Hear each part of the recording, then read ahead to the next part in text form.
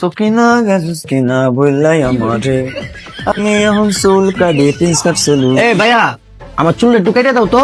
বসেন ভাই বসেন। ভালো মতন কেটে দিব, হ্যাঁ? আরে ভাই আপনি কোনো টেনশনে নিয়েন না, আমাদের প্রিন্স কাট সেলুন খুব সুনামধন্য। দূর দূরান্ত থেকে মানুষ আছে চুল কাটতে। চুল কাটার পরে আপনার বাপ মেয়ে আপনারা চিনতে পারবো না, এত সুন্দর করে কেটে দিব। এই নাকি ভাই? হ্যাঁ আপনি টেনশন নিয়েন না, বসেন। তাইলে আমার ওইরকম ভাবে কেটে দেন। হ্যাঁ ভাই বসেন।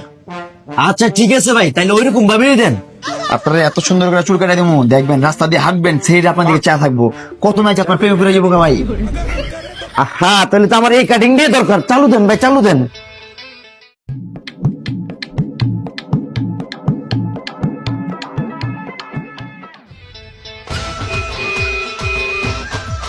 বস আপনার কাটিং শেষ। এই যে ভাইয়া, আপনার টাকাটা নেন।